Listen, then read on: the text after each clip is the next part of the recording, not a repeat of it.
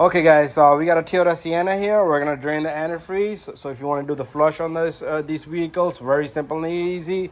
We're gonna jack up this vehicle. We're gonna open the drainer valve from the bottom, and opening this cap will let it breathe better. So let's do that now. And check your radiator cap. If it looks something like that, you need a new radiator cap. Anyways, let's drain it. We're gonna drain the antifreeze, and then once we're done, we will fill up the antifreeze. So get yourself about 2 pink antifreeze gallons. And this does have a bleeder wall over there. Anyways, let's go up with this baby. So to drain out the antifreeze, get yourself a pan where you could catch all the antifreeze. So right down here, you have a valve right here, and probably not gonna be easy to turn. But if you need to get a needle nose plier, do so. But you should be able to kind of turn this baby right here, just like that. It does have a built-in rubber, which is not gonna allow it to turn so easy. But let me get something. Okay, so I went and got me a needle nose plier, I would say, instead of a needle nose. We should be able to turn this guy now, and maybe it's a little easier now. Yep, there you go. And perfect spot for this thing to hit. Maybe a small pipe would help you guys out at this location, but it should start to come down just like that. So there we have it, Toyota Sienna. We're draining the antifreeze, and it's going all into this bucket right here, and we're gonna give it a good half an hour for this thing to drain out. So the antifreeze is draining, but take a good look down here. So you got a fan bolt over here, not much down here. We probably gonna take out the radiator hose from down here as well, but let's start from the top, and meanwhile this can just stay draining. So once it's finished draining, you want to close this up. Make sure you get it all the way, because you will have a leak if you don't. Okay guys, so it's time for us to open the bleeder valve and put some antifreeze in this baby. Anyways, time for us to go up in the top. Okay, so I'm waiting on the coolant, but meanwhile, we want to set everything up. So everything is back together, all the pipes and everything, and I like to use a funnel. This is about 1.5 inches. That fits there perfectly. But you can also open this as a bleeder right here for the radiator to breathe in, but this is closed. But you might want to do a little bit of research before doing any kind of coolant flush on any vehicle, because some of them have bleeder valves, some of them has other things. So this one has a valve right there. So what I want to do is I want to take a 10 millimeter and I just want to open that. That's going to allow the system to breathe out from the highest point over there. Okay, so I went and got a 10 millimeter here, deep socket, and this goes on just like that on that little guy.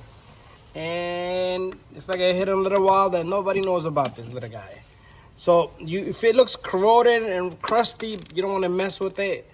I just like to open that couple of threads, and it should be able to bleed from right there. That's what that baby looked like. Okay, so got me antifreeze here. Our bleeder valve is, this thing is freaking tight, so you gotta squeeze that to open that. It's already pre-diluted, so we don't have to do nothing.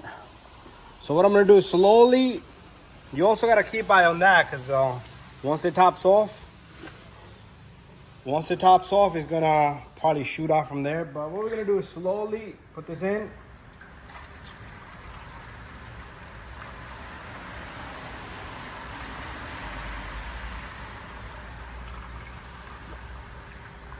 It's gonna kind of breathe, bubble up, but that's fine. Just go slow, very slow. So a flush like this should cost you about $145 max, including antifreeze. So once we're done, we're gonna let the car run. It's gonna burp itself out. This is like self-burping system, but I do breathe from over there. So this is the valve over here. Let's take a look. So this is the valve. If you start to see liquid come out of through there, that means you're done and set. But we're gonna just keep putting right over here. So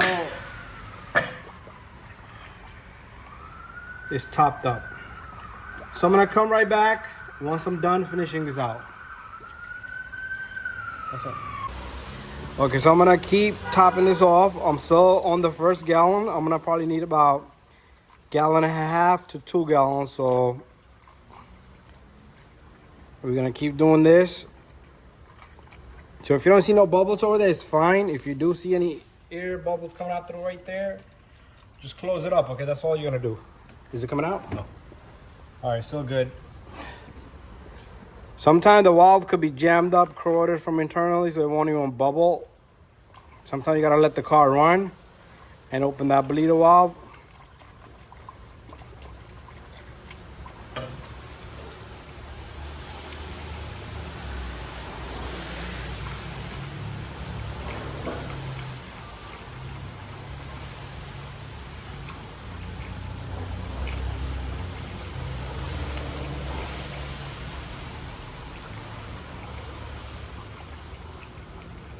Okay, so I'll be right back. I'm gonna just keep doing this and I'll let you know how many gallons I put in there.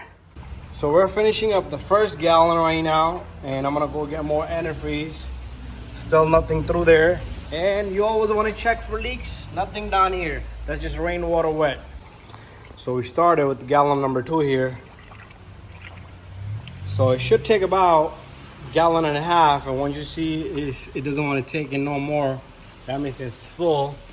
But this might not shoot up till we start the car up, because the pump is probably gonna push the pressure really high, or maybe the valve is corroded.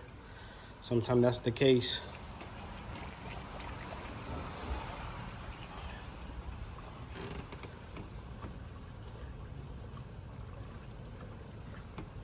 Okay, there he comes. Here he comes. You see that? The camera doesn't focus, but there it is. So pretty much I can close this valve. I will still open that valve after I run it after a day, and that way we can get rest of the air out, okay? And then, but now what we're gonna do is we're just gonna fill up the system here. And okay, I think that's it. That's good right there. It doesn't want to take in no more. So it came out through there. So what I want to do is I want to let the car run for a little bit, and then I'm gonna just open that valve. And then after a little while, I am gonna you can take that. Let us fill. So I'm gonna put the cap on. And now I'm gonna let the car run, and we'll be back. Camera doesn't focus for nothing. But anyway, that's that.